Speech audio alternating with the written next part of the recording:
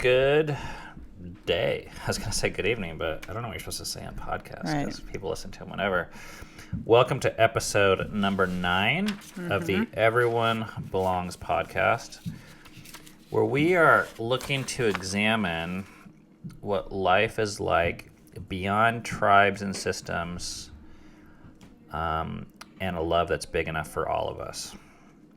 And we are in the process of doing this through our own story. We have done a 7-part series where we told our story from really beginning to almost end, including the last 3 episodes, which was a very traumatic exiting of us losing a lot of money, losing all of our friends, community, half our family, getting accused of sin, going to therapy, and getting out by the hair of our chinny chin chin. And then last week, for the first time, we answered a bunch of questions that you guys asked about our story to date. Yeah. Now, I want to clarify one thing. A lot of questions people asked, even though I told people not to. Well, not a lot, but a few people. They ask questions about what we currently believe, which is not the current topic matter.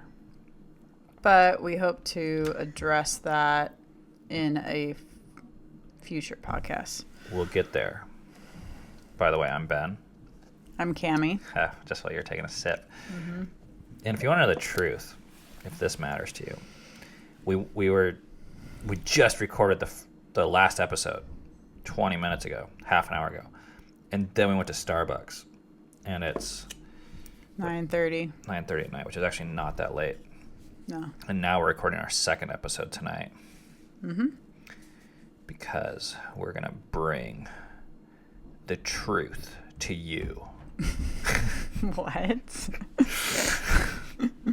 It sounded. We're going to bring our subjective truth to you. That doesn't sound as authoritative more or accurate. But, okay. We're ready to get into it? Yeah, do we need to summarize? Do people care? Last week we covered questions on kids, family, motive, and retribution, and the therapy we went to. Mm-hmm. I mean, obviously this stuff is it's not expected to make a ton of sense if you hadn't heard our story, but then again, maybe it will, so. Yeah. All right, let's get into it. This next category is business. This question or questions is from Nicholas, and it got 19 likes. Which in Everybody Belongs world That's is a lot. High up on the totem pole. Yeah. Just prior to all of these events, were you having any business disagreements with the other owners about anything? As I read all of this, I see there were 2 strong personalities present, and the other one viewed you as a threat. Perhaps he interpreted that threat as pride, etc. At that point, he may have come up with spiritual grounds to move and squeeze you out of the business. I'm reading between the lines, but wonder if the differences began to emerge between leadership styles, directions for the company, visions, or something else. As a lawyer and from the outside looking in, it appears to me that one owner grew tired of the other and found a way to force the other out, and cloaked it all in the spiritual language. Do you believe anything like that was at play here? I'll let you speak to this. Yes. Yes. Good one, Nicholas. I don't have a whole lot more to say about that, except for yes, I believe that was exactly at play. Mm-hmm. There were a lot of, I don't know if I'd call them disagreements, because there was very few heated arguments. Massive differences in leadership style. I'm just quoting him. Leadership style, directions, company visions, etc., etc., etc. This was at play long before all of this stuff. And I think because specifically Jeremy mentored me, I didn't think I could be a threat. I was younger. I didn't really want his turf. I wasn't vying for a position of power. I don't think. I I didn't want any leadership in Northern Kentucky or at Epipheo more than what I had. Mm-hmm. But actually, I mean, one thing we've learned through all this is when people's words and their actions conflict, look at the actions. Mm-hmm. And one of the things that makes us so damn confusing is because we partnered, my main business partners were Christians and business partners and friends and all this. Family. All of the language was positive. I was told how much they loved me and how fun of a business partner I was and how they wanted to do other businesses. Like, up until the end. I mean, there was a silent period. But to this day, I can't think of a negative thing that was said about me business-wise, which you'd think would be, like, positive. Makes me wonder what was talked about behind your back. Well, I actually don't think, I mean, your brother, I've said this, is very, very politically savvy. Like, he didn't say things to people's faces. But also, one of the things I've learned about myself, and I've observed this with a lot of other people, specifically in the Christian realm, is their complete lack of awareness of what some people call negative emotions. Because those emotions are not okay. Exactly. Because what is emphasized so much is the ideal. And what we're told is that we're new creations, we've been made new in Christ, we're loving, and we know that we ought to be loving. Yeah. So when we do feel threatened or insecure or sad or angry, or you just don't like someone. Yeah. You don't really have permission, first of all, to yourself to admit that, and then, of course, to that person. It's so much easier to say, it's hard, but I love you, bro. And I heard that a lot. And especially if you're a leader in that community. Hold on, I gotta bring a kid back upstairs. Which is one of the reasons why I think this is so dangerous. It's, I feel like I have to do this every now and again, is to bring people back to what we really believe. We are not anti-church. Well, actually, Cammie just left to put the kid to bed. I'm not anti-church. I don't know where she is. I'm not anti-system. I'm not anti-business. But if your actions within a church don't allow for your whole self, and therefore you have to kind of deceive yourself and other people, then I'm against the role that church plays in your life. At least I think there's some unhealthy cons that need to be acknowledged. So I think it'd be easy to hear us, like, in our experience and think, oh, these guys must be against church, but I'm not. I've just seen, if you're going to go to church, and I know that we have, like, pastors listening to this and people that still are Christians and work in churches, like, I think that's great. I love that. I'm not trying to change you. Like, I don't care what you call yourself. You're still going to have to figure out, if what we're saying is true or valid, how to integrate that information into your involvement, or story, which I think is a fun challenge. I said a bunch of cool stuff. Cammie's back. Cool. All right. But you want to go to 11? Yep. This question is from Aaron. Ben, could you dive more into your current relationship with Colin? Also, you mentioned in one of the previous videos that you had $11,000 stolen from your car and reported it to the blackjack team as a loss. Did Colin ever find out about the stolen money? If so, did this affect your relationship in running the blackjack team? Man, did I say that on this video? I don't remember. No, I will not talk about my current relationship with Colin because that's for the next Q&A. But in terms of this $11,000 that was stolen, that's kind of a fun story, so why not? I'm not going to tell the entire story. If you want to hear about it, it's actually kind of funny, but at the time, I think it was literally the largest podcast in the world. I told this story on there, not really on purpose, but it is. So if you want to Google NPR's This American Life, I do not know what episode it was, but if you just type in blackjack or card counting or Ben Crawford, I tell a story of stealing $11,000 from my friends. And about 10 years ago, I was convicted of that. I felt like I shouldn't have done that, and I felt like I needed to tell my friends to make it right. So I told them, and I paid it back. I think I paid it back time and a half or something. So if it was 11, I think it was 12 grand. I still for some reason, but if it was 12, I think I paid back 16, if I remember right. But you at least paid it back, and they did know about it. And I told them, and they, they didn't catch me. Like, I told them, I came to them, and I said, hey, this happened. And at the time I came to them, it had probably happened 3 or 4 or 5 years before that even.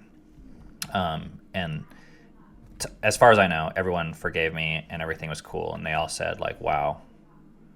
I mean, it was weird. Like, I gave them money back, but they were more, like, intrigued by me. They were like, this must feel really weird or hard for you right now or something. So yeah, that's that story. All right. Next question is from Shane.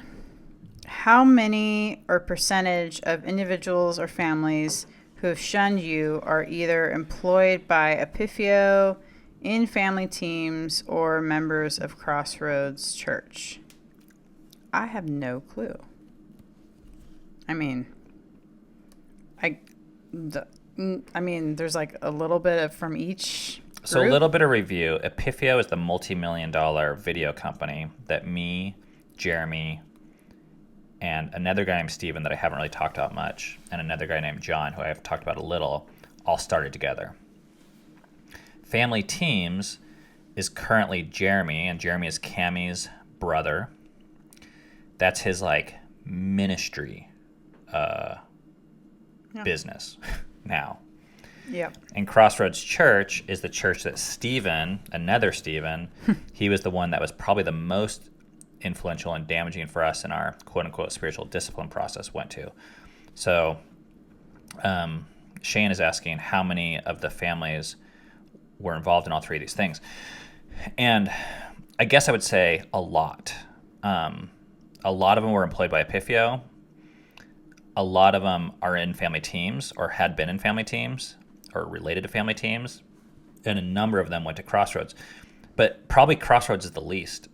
And one of the things that makes us so difficult is we never signed up for anything. I was an owner of Epipheo at the time, and that was like, I thought, a bulletproof contract. But besides that, there was no church documents. We had never officially submitted to someone. I mean, this was something actually that we talked about with our therapist.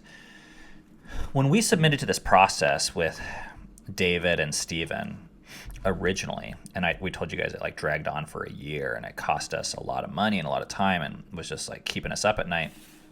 And we started to see this thing was doing more damage than good, we thought, and it wasn't very just and honest. We felt like we had kind of committed to this thing, so we couldn't back out. But our therapist would ask, like, just because you committed to something, you're not committed to this for life, just so you know. And we're like, really? There's not some like honor code you need to uphold. Because that's what I was following. I was like, oh, I'm not going to quit. Mm-hmm. I mean, the only way I thought you would ever quit a spiritual discipline process is if you were taking the easy way out. And if you basically didn't care about God or removing the sin. I never conceived of, I don't know why, because it seems sort of obvious. Like I hear about in the news about abuse of power. But for some reason, we had been so trained to not assume that or ask that or question that. Mm-hmm. Because it would be like questioning God himself. Yeah. Right. So there was a lot of, a lot of overlap with all this like kind of unofficial relational network. Mm-hmm. Yep. Okay, next question is from Lisa. An overarching takeaway I'm getting is don't mix money and family and friends, money and religion. Would you agree? It's kind of funny. I don't agree. If your family is like mine. I don't see the problem as mixing family, friends, money, and religion itself. But when you are mixing it and not honest about it, or if you ignore certain rule sets and glorify others. Like, for example, there was very simple and obvious business principles that we overlooked, and I overlooked because I was doing business with Christians and family. Right. And I thought, oh, these guys care about me. Yeah. These guys are family. Oh, I don't need a contract. I don't need whatever. Yeah, things to protect myself. I mean, even like, little things. Like, normally you wouldn't talk before going to a board meeting. You would just vote. But I would tell these guys, like, what I'm going to vote for, because I was like, oh, they have my best interest in mind. Fuck that. I mean, and I don't think they're unique. I just had glorified family and church in a way where I thought, oh, family and church, they're different people. And now I just believe people are just people. And if you think that a certain group is better than another group or doesn't have to follow certain rules, don't be surprised when you get burned, I guess. Yeah. So I think it definitely gets more confusing when you mix money, business with family or friends or faith. But there's a lot more potential. I mean, the other option is to separate all these things and keep them all completely separate. And I think there's times and places for that also. Yeah. But we're doing business as a family now. I mean, this vlog and podcast is in a way a business. It's not a money-making one yet. But even we gave our kids a house, and we're teaching them to do business together. So as long as they're following business rules and not ignoring money or relationship, and they're being honest, I still have hope that life is better the more integrated it is and natural. Yeah. I mean, historically, people only had family to do business with. Yeah. Like, your family was your business. You know, you didn't like go on LinkedIn and find the best people in the world. I mean, maybe it holds true that, and I use this term loosely, but however healthy your family or friends or you are will determine the success of that business relationship or money relationship or whatever. I know, because now our rule is don't mix Christmas and family. Thanksgiving and family. Oh. Because we don't hang out with your family at all because your family's fucking feels dangerous to us. Yeah. But that's not because you shouldn't mix family and...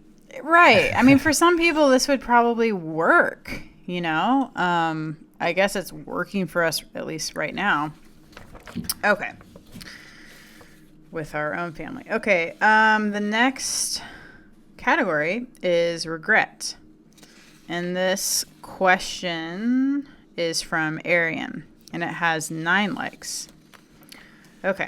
It sounds like you guys went from one unhealthy extreme, aka all your close friends super dependent on you, and you guys leading in ways that ended up not being good for you or your community, to another, aka quitting everything, losing most your close friends, losing lots of family relationships. As you guys move forward and rebuild relationships or find new ones, what do you think healthy community would look like for you? I think the word healthy is a tricky word. Well, can I jump in first? Because if we're going to say healthy is a tricky word, I think unhealthy is a tricky word too. Yeah. Absolutely. So the first thing her question says, it sounds like you guys went from one unhealthy extreme to another. And I don't actually describe our story that way. Yeah. I think there was some negative things about it. Mm-hmm. But actually... Or dysfunctions. For us, in a lot of ways, it was, I think, a step forward in our journey from where we had come from. I mean, declaring something as black or white, healthy or unhealthy, even if it's in the physical realm, I think it's tricky because it makes it sound as if there's an absolute definition. Mm-hmm. And what I'm more of a fan of more healthy or less healthy. Mm-hmm. Like, what direction are we heading? And as I look at the trajectory of our life over the last 15 years, I feel like we've taken steps towards more health almost every year. I think I even prefer the word evolving, because I think evolving to me means you're progressing. You're maybe getting out of old patterns that worked for you, now no longer work for you, so you're evolving. I like that. And I think and it's funny, evolving, I think, at least in my experience in the Christian world, was a demonized word. Can I toss out another word? Yeah. What about maturing? Yeah. Maturing. Yeah. Okay. Yeah. I like evolving better, but Right, let's go with it. Go with evolving then. So the way we would use that is to say, 5 years ago, we were less mature or less evolved. Mm-hmm. And there was pros and cons to that state that we were in. Yeah. People got hurt, but also, and I think we've done this in other episodes, we've talked about how awesome our life felt in a lot of ways. I don't think it was all bad. It wasn't all negative. And when you just say something was unhealthy and now something's unhealthy again. Yeah. Yeah, I mean, I think there was certain things that weren't great. So the quintessential story of the beaten up wife leaving her abusive husband, when you see her alone in the hotel room crying her eyes out because she's all alone from her husband, it's possible to paint that picture as an unhealthy extreme. Or she's like shooting up, but at least she's not going back and getting the shit beat out of her. Holy crap, you just changed gears on that, but yes. Just saying. The other way to look at it is she's one step further evolved or mature by walking away from that abusive situation. And I don't know. I think that's how I see. So if the question is, as you guys move forward, rebuild relationships or find new ones, what do you think healthy community would look like for you? Well, we've learned a lot of things. It looks like listening to people. Before, we were so passionate to love people, quote unquote love people, that... Or to just give, like, if they said ourselves. They weren't interested, we would pay for the event and host it and provide all the energy for it. Even though by their actions, and not necessarily the word, they weren't saying, I'm not interested, but they weren't bringing the same amount of energy we would still just, like, make it happen. And now we sit back a lot more and we're like, forcing your way, even if you have, like, the money and the energy and the quote-unquote love, doesn't make for good relationships. I think I'm way, way more interested in peer relationships. And what I mean by that is two adults that are giving mutually to each other, not I'm giving way more and I'm going to save you. Yeah, not interested. That didn't go so well. We're avoiding most forms of leadership. I don't know if that's a permanent thing, but I think what Cammie said, most overt forms of leadership, because even I mean the most dangerous ones for us were even not overt. I'm just saying, like, even like someone could say, like, well, your vlog is you're leading people or whatever, but I don't think, like, we're trying to overtly lead people anymore. I think you'd have a tough case to make that's leadership. Sure. I mean, I know people would say that. I know. I'm just trying to play devil's advocate. Okay. Okay. Cool. All right. Next question is from Dan. Was there anything that could have pushed you off the path you've taken? Were there early warning signs you ignored? I don't understand that first question. Well, I think what he's maybe asking is if, like, early on in our, we'll just call it cult experience, could we have gotten out earlier? No, I don't think so. I don't think we could. We didn't even see the warning signs. We were too in it, I think. I mean...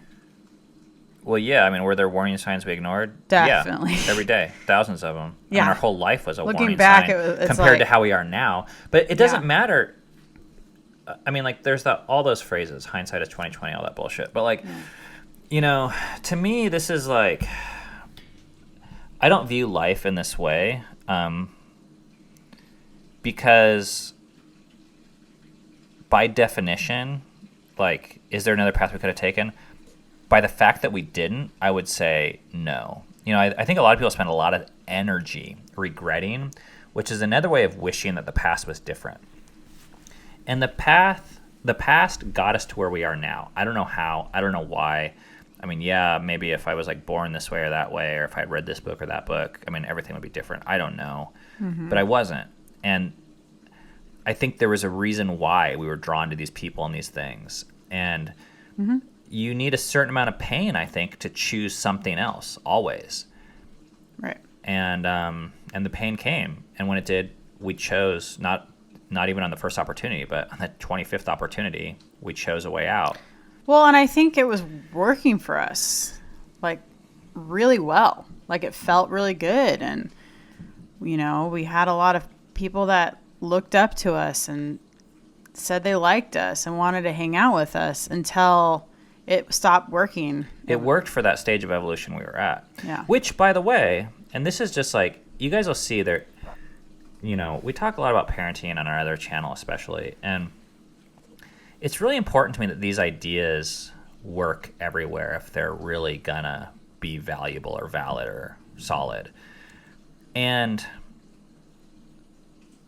like one example is there's people listening to this that are still a part of churches, and I don't look down on them, because if I was to say, oh, my way could have been different and now I'm better than I was then, that means we have to almost by definition look at everyone that's in our old situation and look down upon them and be like, oh, church sucks, you guys suck, and you need to get to where we are because we're more evolved. And even with kids, sometimes it's easier to look at less mature versions of yourself and to really talk shit about even yourself or your kids and be like, oh, I was so dumb, I was so stupid. And you look at your kids acting out younger versions of themselves and you're like, oh, you're kind of an idiot, or you're immature, or you suck a little bit.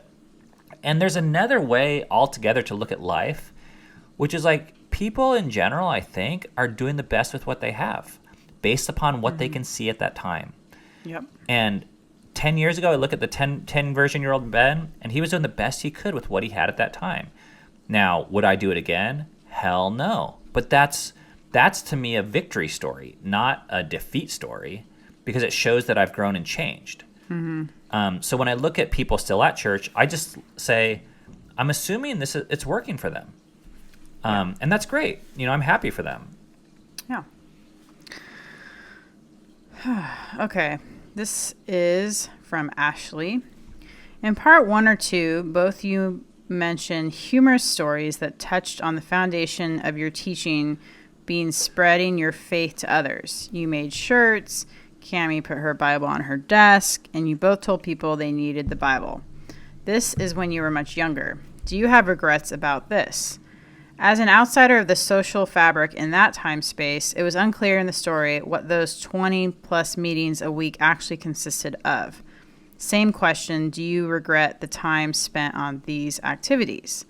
And as a takeaway, is there any advice you would give to someone who is actively mustering the courage to face my true self, overcome demons for once, and build something bigger than myself? Oh, yeah. What's the definition of regret, by the way? Because, like, I think it's like wishing it didn't happen. Yeah, I would say no, then. I don't have regret about that. There's some things I mourn that, like, oh, I viewed this way. I wish maybe I viewed it not that way, or I don't know. But, yeah, I just don't think, yeah, it sounds cliche, but it made me who I am today, so.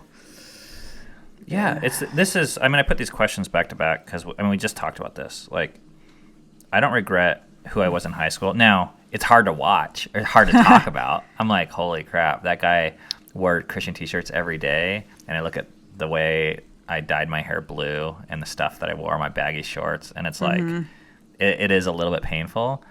But one of the exercises I go through is I want to accept the old versions of myself. Because guess what?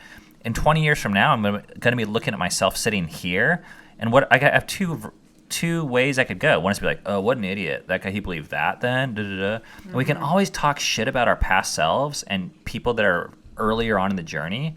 Or we can say, I'm fucking living it now. And I was living it 20 years ago too, and 30 years ago. And in 20 years, I hope I'm living it more. We're always growing, always changing. Yeah. So if you're going to ask me for advice, is that what it says? She says. Yeah. Like, any advice you give to someone who's actively mustering the courage to face my true self? I would just say, one thing that's been an interesting exercise for us is just to be present. Don't spend time regretting the past. Don't give it energy, or worrying about the future. I feel like a fucking motivational speaker. Okay. The next category is friendship. And these questions are from Amy. How did you both cope with losing so many people in your lives? How did you get through the loneliness? And do you feel it brought a new level of closeness to your marriage? Oh, man. Ugh. It was hard. It was really hard. I mean, it was like we got a divorce. It was really dark. Or time. A breakup with everyone at once in our life. And not just everyone. It was everyone that we were told, spiritually speaking, was our lifeline. And we believed it. Yeah. But, I mean, all I can say is it sucked balls. And every single day, it got a little easier. I think deep down, I thought this isn't always going to be this way. I think that was so hard to imagine at that time. It was, but I think that's actually what helped me. Yeah. Like, I'm not saying I believed it all the time, but I think I held on to that. And, I mean, I think our therapist helped us during that time realize that this was worth it. Like, it was worth losing all these people to... Well, we had an easy option because we had no option. Like, the other way was killing us. To keep on jumping through these hoops. And I say this all the time, actually. If we wouldn't have gotten kicked out, I don't know if I would have had the courage to leave. So in that way, I'm thankful that it happened, even though I never, ever would have chosen it or wish it on my worst enemy. Yeah. And then she asks, did it bring a new level of closeness to your marriage? Absolutely. Yeah, for me. I think so. Because we went through hell together. Yeah. And not just because we were married, but just because we were committed to the same path. Sometimes I looked over and I was like, Ken was the only one there. And we would talk about it all the time. Like, the feelings we had and the crazy, like, we'd see someone update on Facebook and then our friend would move away and not tell us. And we'd like kind of commiserate together. And we'd be like, oh, I saw this person at the coffee shop and they ignored me. And like, Cami was going through the same thing. So. Mm-hmm. Well, and I think I definitely developed a level of respect for you that I didn't have before, to see you go through something like this and just be like, oh, really? I think so. Yeah. I mean, you watch someone go through, I mean, I went through it too, but you watch someone go through hell and back and they're like better for it. It's like, yeah. I mean, I think you're a different person. I know that when you started. It's like almost unrecognizable for me. Yeah. Okay. This next question is from Anna. I have been hurt by people in the church. So much so, I am in counseling for it now. How or have you moved past the hurt? Have you forgiven those that wronged you? And how do you or have you learned to trust again? I don't see this as like a black or white thing. I think it's a process. Have I moved past the hurt? Largely, yes. Have I forgiven these people? Largely, yes. I say that because it's like, I think, like, I don't know, most of me has, but I just, but I do think it's a process, and I leave room for there still to be some lingering hurt or whatever there. And have I learned to trust again? Yeah, but I am leery as fuck now. Like, especially of certain people, which, I think I'm learning to trust. I don't think we trust people in the same way that we thought we should trust people. I think our trust used to be really naive, and we had like a Christian reason to trust people. Oh, you should trust this person because they're Christian. And now we look at other things. I guess we look at behavior. Yeah. I would say what helped me move past the hurt is to not take it personally. I mean, even though we got hurt by a lot of it, just understanding that most people were doing what they were doing because they had this belief system and they had a lot of fear, and we were threatening to that. And it actually was normal. In fact, we could see when it happened to us, we could then see how we had done it to other people. Yeah. And this is really important to me for people to really get deep healing. I feel like we have to, on some level, understand how we've actually been a part of the problem. Because if you just scapegoat the people that have hurt you, I think we're very prone to perpetuate this problem in other social systems, whether it be our own family with our kids or it be other circles, because the problem is deep.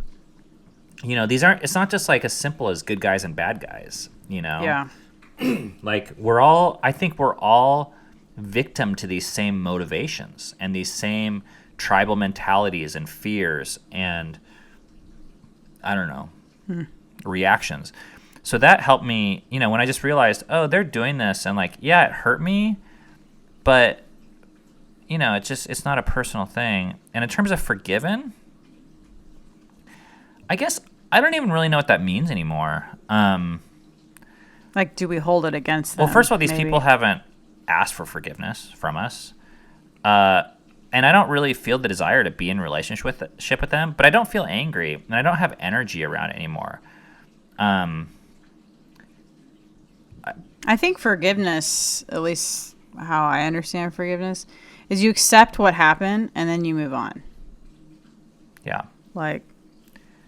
Yeah, I used to have all these fantasies about like, oh, if I see them, I'm going to say this, and they're going to see someday that life worked out for us and feel sorry and all these things. Mm-hmm. And I don't know. So I don't know. Yeah. You don't have as much. And then in terms of trusting, I totally, what you said with, I don't put Christians in another category anymore. And that means, I guess there's two ways to look at it. One is I trust everyone less, but the other is I just don't have these unrealistic expectations on people that I think I learned in the church, which is to say, oh, yeah, Christians are this unique group that put others above themselves. Like, bullshit. No, they don't. They put others before themselves for time periods while in public service because it makes them feel better. So even that's a selfish matter. And I don't even think that's wrong. I just think it's actual, like, science and humanity. It's not honest, though. They're not being honest. It isn't honest. So once you just admit that people are almost always acting in their own best interests, even when they're taking care of other people, which is great, I don't have a problem with this, then it's made me a lot more in touch with reality. And I don't think I put myself in situations where I have unrealistic... I want to move on to the next question. Okay, next question's from Steve. Do you feel that the apology letter served its purpose? And if you had to do it all over again, would you have used the same approach to address the accusations that you were confronted with? If I was to be honest, the main purpose that the apology letter served for me was to make a declaration for myself what we did wrong and how we were changing, and to make that declaration publicly. Mm-hmm. And for that, it was a massive success. Mm-hmm. In terms of mending relationships, it was not a success. But I think most of those relationships were unmendable with the ways we had changed. Yeah. And that was a huge philosophical difference, because Stephen and David, who were basically ordering us to send this other apology letter, which was fake and we couldn't believe, it was actually fraudulent because we weren't sorry for the things they were asking us to apologize for. That apology letter was geared around restoring relationship, but it would have been a false restoration. And at this time, when we wrote our apology letter, we did it with the help of our counselor, and specifically the 12-step guidebook from like AA and how they make amends. And when you make amends in 12-step groups, it's primarily actually for yourself. Mm-hmm. And I see a lot of that for myself at the time. Like, I needed it for my own conscience to say, like, okay, kind of like what you said, like, I'm drawing a line in the sand. Just to acknowledge my part in this hurt. Okay, the next question is from Amy. Are you going to talk about how awkward it must have been for you to have me taking Hebrew with you several days a week in your home, knowing that I was volunteering and donating money to Jeremy's various projects, oblivious to the whole thing for most of the time? So I didn't even know she was doing that. Yeah, I didn't know if she was actually serious, but I thought it did make it for an interesting, like when she asked this question, I didn't know if she actually wanted me to answer it publicly. But I think it does make for an interesting talking point. Amy is a friend of ours that we hang out with fairly consistently now for the last number of years. And during the first year we were hanging out, she was donating to Jeremy's stuff as he was actively oppressing us. That is kind of funny, but in a dark sense in a way. So her question is, I'm going to take it at face value. She says, how awkward it must have been. It wasn't awkward. I mean, in a way, everything was awkward. Our entire life, the rug was being pulled out from underneath us. We didn't trust anyone. We especially trusted people less who were like hanging out with my brother-in-law and a lot of the folks that were oppressing us. But also, what can you do? You know, like we didn't expect people to drop their entire life to like and start boycotting everybody. Yeah, but I don't think I was aware that she was giving money. Had I known that, I'm not really sure how I would have felt, but I remember feeling weird about her and her husband going on a trip to Israel with my brother and a group of people. I remember being like, because we invited them to a Christmas party at our house, and I remember just being like, that's weird. It just made me feel weird. But again, I don't like hold that against them or anything. No, we don't hold it against people. Like, but I do think we did have to create boundaries for different people at different times, partially just for our own sanity. Yeah. To say like, okay, if you're going to hang out with them, that's fine, you can, but we're going to have to be really careful what we say around you. Right. And that, that's just, unfortunately, because of what we've been through, we've had to step up our security game a bit. Mm-hmm. And honestly, in a lot of ways, it is more fun and less work to hang out with people that aren't involved in that community anymore, because we just have to like be careful. Okay. The next category is hierarchy. Ben and Cammie, this is from Christine. It's a special calling to speak truth to power. Are you concerned about backlash?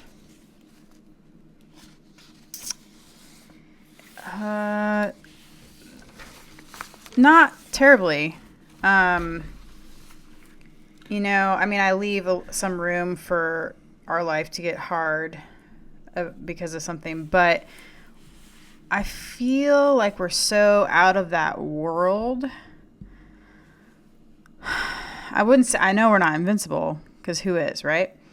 But I do feel like we're so far removed. At one point, we were paranoid, because I think our business and our value and our self-worth and everything was tied into that hierarchical structure of which we had put people above us that were spiritual. And we were so concerned with being on that ladder and climbing up that ladder and not getting kicked off that ladder. Well, that's why it took us 4 years to tell this story, to get to a point where we felt like our identity or well-being wasn't attached to any of these relationships anymore. So now, there's a couple ways to say it. One is, there's nothing they have that we want. I don't want to be on the ladder anymore, which means they can't take anything away from me that I care about. So in a way, I expect a lot of backlash. And we've heard stories about what we're being accused of right now by even coming out with this. We're like trying to ruin people's reputations, and we're like, I don't know. I don't want to get into it, but we know that there's been backlash even from us sharing our story. But we expect that, and those opinions, we just put them in the same category we've had opinions now for 4 years tossed out about us every time we put a controversial parenting belief up on YouTube. People on the sidelines have all sorts of things to say, but for us, these aren't people that are in our lives, and they're not playing the game with us. As Gary Vee says, they're like on the sidelines watching our game, and that their opinions aren't valuable to me in terms of like guiding our actual how we're gonna make a decision about our life or how we feel emotionally to a large extent. Okay, this next set of questions is from Faith. You've talked a lot about power structures in the Everyone Belongs 7 partner. Oh, and quite a bit in the past about the tendency of people to choose a hero or leader and how you don't want to be that for others anymore. At one point in the Everyone Belong podcast, Ben said something to the effect of, punchline, Jeremy just didn't like me and had a history of feeling threatened by me. Do you think that despite all the religious lingo and time-dominating relationship dynamics, that all this really came down to Jeremy and his control and the position of power he wanted, as well as that everyone around him held him in? And do you think there is a lesson about human nature here that extends far beyond just Jeremy or any particular religion or subculture group? Yes. Ding, ding, ding, ding, ding. Yep. In a way, this has very little to do about religion for me. I think hierarchical structures shine in religion because there's almost nothing else besides this kind of like myth of power and submission and authority. Well, and like this belief that God is the ultimate hierarchy, so therefore it's already set. Like the hierarchy is already there. I don't know. That's my own opinion. You just went meta. I don't even. Okay. I think you're talking about my life. Yeah. Okay. Anyways, No. My brain just sometimes does these things. But I do think humans are human. Yes, I do think humans do this. Like if you just look at history, this is what we do. We find security Absolutely. in people that we perceive that have more power than us. And that has been true of practical security, like hunters and gatherers that need like to be around other leaders to get actual food in their mouth. But now that we're not in hunter and gathering, everyone has enough food, we still do it reputationally. So we gravitate towards strong people. A lot of it's emotional security. The Lance Armstrongs, the mega pastors, the rock stars, and we put them on pedestals, and then we put our hopes and dreams in them, and then we get disappointed and pissed off when we find out they're not who we made them out to be, and then we turn them into villains. And yeah, it's very normal, and I don't think it's bad or wrong. I actually just think it's limiting. Anytime you choose, and I think it can hurt people. Yeah, of course it can hurt people. But a lot of people like there's like this agreed system, and everyone just they're lives getting about something it. out of it. I just think there's something better than. Yeah. I think there's a bit of falseness attached to, you're attributing power to this person that really is just another human. Right. And they're only super because you made them to be super in a way. They're fulfilling a need you have until that need is no longer there, and then you can dethrone that person if you'd like, or you dethrone them and then you replace them with something else if that need persists. Okay, this is from Nancy. How did people find you to be mentored and or discipled, and can you elaborate a bit on what that meant? Was this mentoring discipleship connected at some point to the church you mentioned? Yeah, this is probably so fucking confusing for people. Because, anyways. It was not attached to the church. It was attached to this unofficial network of relationships that had some sort of basis in this discipleship movement that Jeremy had started, but we were never officially attached to that since we moved out here. And so what does the mentoring discipleship mean? What did that mean? Well, can we go in order? How did people find us? Oh, right. Largely probably through... Well, we moved here 8 years ago. People just knew. Like, especially for me, back then, I was the shit. I mean... I like how you just say that. In that world... No, you were. You were the shit. People wanted... Like, there was a number of men in the area, it was always men, that were making money and were living this ideal family life, had a lot of kids, owned businesses, had freedom, had confidence, were good at public speaking. And I was like one of like 4 or 5 or 6 or 7 guys that were known around here as being one of those men.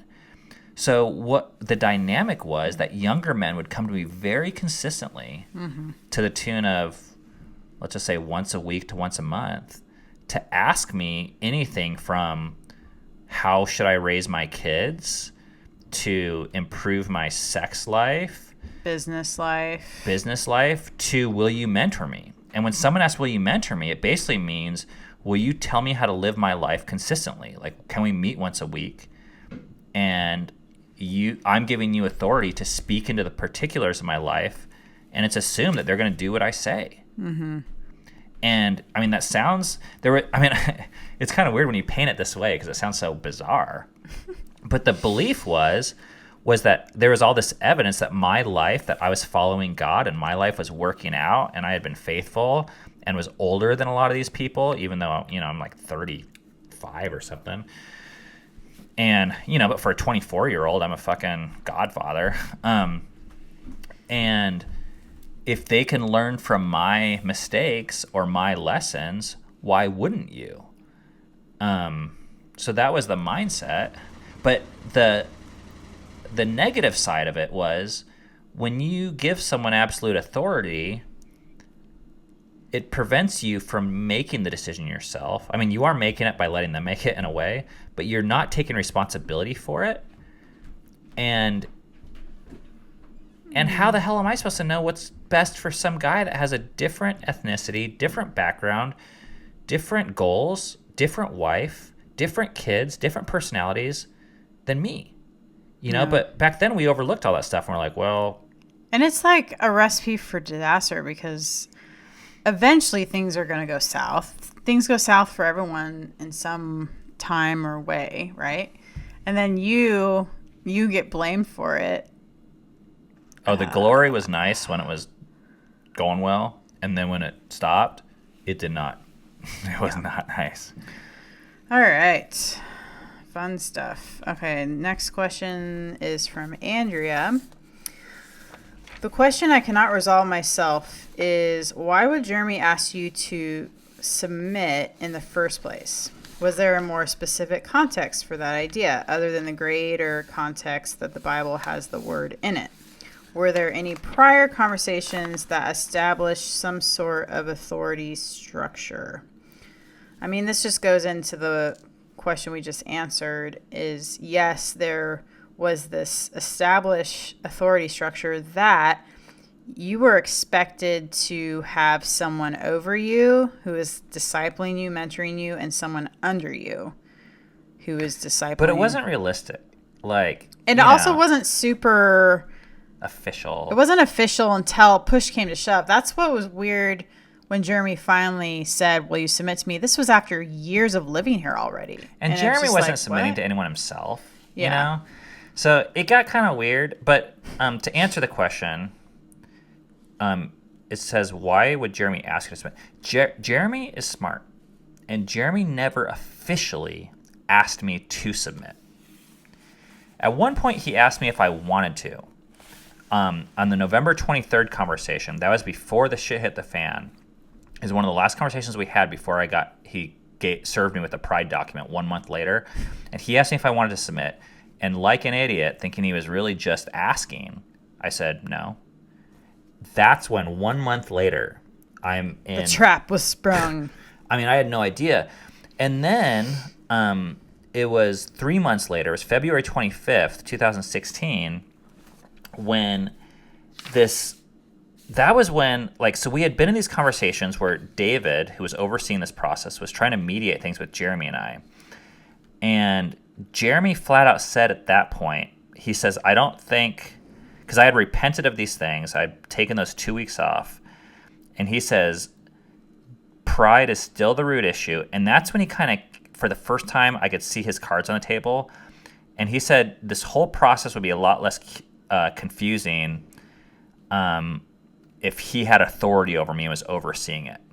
And his specific quote at that time was, Ben will not submit. And that was even, he was saying that because I was submitting to David and Stephen. But that was when the first time I saw, I think he wanted me to submit to him, but he never said it. And to answer her question is, I think Ben was an unruly canon to him, and he was fucking things up for his reputation, and I think he needed to try to control him. And this was really the only way he could. So to answer your question, Andrea, no, there were not any official established authority structures, but there was these like ones that everyone agreed to. And in a lot of these authoritative spiritual structures or organizations, there are these structures, but a lot of them aren't very official. Even the church document ones, what I found is that in our culture, it's not cool to ask people to submit to you unequivocally. It sounds really weird to say. They say membership. To basically say, you need to do what I say. I mean, that's what submission actually is if you're asking for it. And it's not just do what I say when you agree. The only time it really becomes submission is when you do what I say when you don't agree. Which, according to the Bible, that's what I'm supposed to do with you. So with these people, and there's a lot of talk about submission, you know, for people that are going to church on a Sunday. But when you start putting six figures on the line and you have 4 kids or 5 kids or 6 kids, and people are asking you to do things that are dangerous for your family. Or for you. I'm really interested then if people would actually say, yes, then you should submit, and show me examples of people doing that are asking for it. And it's easy to say, well, you should be doing that. But when push comes to shove, for you to be doing that. So the net result is, I don't think most people are asking for it, but here's the thing. A lot of spiritual environments will penalize you if you don't, even if they're not asking for it. If you're the nail that sticks up. Yes. So that's what shows that authority is still important, but even very few churches nowadays are like, you need to submit to us. But what people find is the people that are unique and that run against the grain and that think outside the box and are kind of annoying and asking questions, they don't see the world the same way, they are uninvited and they're asked to leave. And they're told that they're not submitting, even though, you know. So do you think membership to a church is sort of the PC way of trying to get people to get under the church's power structure? It's the most official thing that I've seen. Yeah. But, I mean, that was what was really important. But even if you don't have the membership, it can happen. Oh, the membership is a formality. We didn't have it, yeah. Yeah, the membership's a formality. But, you know, the membership, any contract is supposed to protect both parties. You know, it says, this is what the limitations are on my side, and this is what the limitations are on your side. This is what I'm going to give, and this is what I'm going to get. And when we had our membership agreement with Grace Seattle, the Presbyterian Church, which is the most legit, like, historically bound, official membership document we had ever signed, when we made the leadership uncomfortable, they found a way, and when I say they, I mean primarily the senior pastor, found a way to unmembership us. Even though without our consent. Without our consent, and it wasn't with the agreement of the membership documents. We weren't violating those. Yeah. So that's when I learned, right. There's what's said, and then there's what's done. Mm-hmm. All right. Well, I think that's all we have. Whoa, are you moving on? There's this last thing. There's cults. Oh, well, we're at an hour. I know. Okay. So really, we just have to decide if we're going to make this cliffhanger. I think we could leave it as a cliffhanger, actually. Sure. And all right, I'm going to read the question. Next week. I'm going to read the question. Okay. But I'm not going to answer it. It's going to be so badass. All right. Torture them. You ready for this? You ready for this? You can't have it. I'm going to dangle it in front of you. Okay. The question that Jamie asked is, do you consider the group you are a part of a cult? Dun, dun, dun. And the answer is, I'm not going to tell you. You have to wait. All right. Oh, I had this other idea that I want to do. I want to try and get people to rate our podcast in our favor, but I'm going to solicit ratings the way a church does with offering. What? Yeah, watch this. It's super manipulative. I think it'll But really at least work. You're saying it up front. Well, this is super manipulative. Well, hopefully they don't remember that part. Okay, so here's the problem, guys. I just want to let you in on this little dilemma we have. Okay? It's not manipulative if you say it up front that you're being manipulative. No, I really want to manipulate people. Okay. So Everyone Belongs podcast right now is on iTunes, and it has 34 ratings. 4.5. And it has a ton of 5 stars, you can see. A few 4 stars, no 3 stars, no 2 stars. Ha. And then it has like 2 1-star reviews, which we all know who those people are. Okay. That's our backlash so far. But what happened is it dropped our rating from 5 stars to 4.5 stars. Mm-hmm. Which I don't have a problem with a 4.5 star podcast if it's legitimately a 4.5 star podcast. And I mean that. Like, yeah. Someone tell me if it is. But these people that are giving it 1 star, I have a hunch that they're just people that don't want our message to be heard. And they're not actually listening. That's my hunch.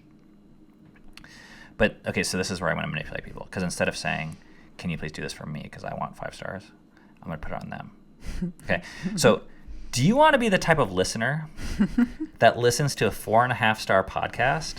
Or would you rather listen to a 5-star podcast? Because you don't seem like a 4.5 star person. Audience. You seem like a 5-star audience. And your spirituality is a 5-star spirituality. Oh, God. And your Christianity and your deconstruction. All right. Okay, I think we can end that. No, I'm going. This is like, I'm feeling it. I haven't done a sermon in a while. Oh, wow. Okay. So you're better than that. You really are. Yeah. That's it. Live your best life. Live your best life and rate us 5 stars. I'm trying to think if I actually care. I think I kind of do, but then I kind of don't. So if you want to do that, you can do that. But just know we're at 4.5 stars now. Let's not let those 2 fuckers win. I'm on the border of if I care or not. And if you want to, these are our like closing announcements. Oh crap! I forgot to say this stuff. This podcast is available on all the podcast platforms like iTunes and Google and Spotify and pretty much anywhere, I think. So you can look it up there if that's easier for you. It's also on YouTube if you want to see the video. And we also have a Facebook discussion group for Everyone Belongs. That the link is in the show notes. You have to answer the questions to be in the group. I have like 10 people that have like requested and have not answered the questions, and I will not let you in. But there's some cool discussion going on over there. We'll not let you into our membership until you answer all 3 questions. So. And then I'm not even going to mention the Patreon thing because do you know how many dollars we've had donated to this podcast? No. 0. Wah, wah, wah. So I think it's a waste of my time. I'm not feeling it, and evidently they're not feeling it. And I think it's just a waste of everyone's breath right now. We need to come up with a building campaign. That's what churches do. Mm-hmm. You got to pitch it, like be a part of something big. Crossroads right now, holy fuck. Do you know what they're doing right now? Have you heard about this? They have I kid you not, it's like a 90-day back I did hear money about this. guarantee if you tithe, and if you don't see God's blessing in your life. In 90 days. Which, how subjective is that? They'll give you your money back, which is like big fucking risk to them. Mm-hmm. Can you believe that? Yes, I can believe that. That is so fun. We should do that. No, we shouldn't. I'd rather be broke than do that shit. Hey, this coffee doesn't buy itself. That's true. Okay. Actually. Oh, yeah. See, that's how I get Cammie. Cammie's like, I don't care about money. And she's always says this. But then I'm like, well, how about one less cigar? She's like, fuck, send us money. Never mind. Okay. These hey, podcasts aren't free, people. Next week, we'll be back with the last Q&A episode where we're going to be talking about cults. We're going to have specific questions addressed to Cammie about the patriarchy and who is being accused of the patriarchy in this case. Dun, dun, dun. Ben. A man. Questions to me and questions about theology. We will see you guys next week. Thanks for listening. Peace. Goodbye.